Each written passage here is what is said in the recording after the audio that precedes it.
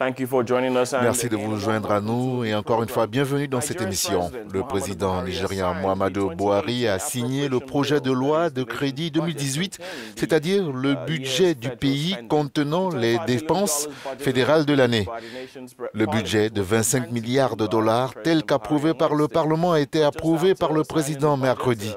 Mais juste après avoir signé le budget, Muhammadu Buhari a déploré que la loi des finances de 2018 qu'il a promulguée serait difficile, voire impossible à mettre en œuvre. Cela dit-il, est dû aux modifications que les membres de l'Assemblée nationale ont apportées au document qui leur a soumis depuis novembre 2017. L'économiste Bismarck Rouane est en ligne avec nous depuis Lagos au Nigeria. Bonjour Monsieur Rouane. Alors le budget 2018 vient d'être signé par Muhammadu Buhari avec plusieurs mois de retard quand même. L'élection présidentielle est prévue dans 8 mois. Est-ce que cela pourrait avoir des conséquences sur l'économie?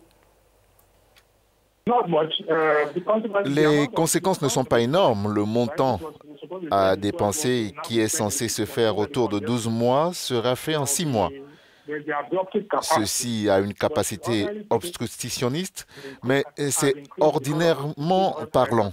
Les dépenses ont augmenté en raison de la hausse du prix du pétrole et de la production.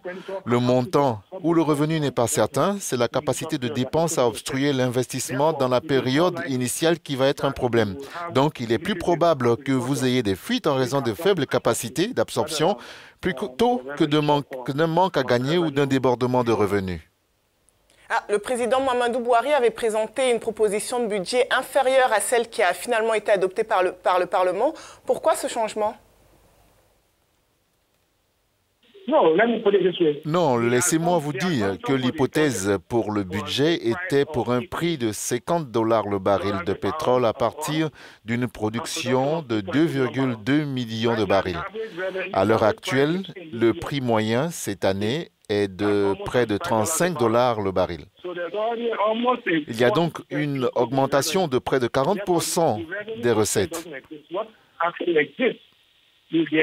Par conséquent, la contrainte de revenus n'existe pas. Ce qui existe réellement, c'est la capacité de l'économie d'absorber l'augmentation des dépenses. Maintenant que le budget a été adopté, est-ce que les Nigérians peuvent s'attendre à des changements rapides et positifs? Non, pas vraiment. Le gouvernement fédéral est responsable de 55% du total des activités physiques au Nigeria. L'État fournit environ 42%. Et l'État a déjà approuvé leur budget il y a longtemps et ont dépensé. C'est donc 55% de l'ensemble sur cette partie de 55% du budget.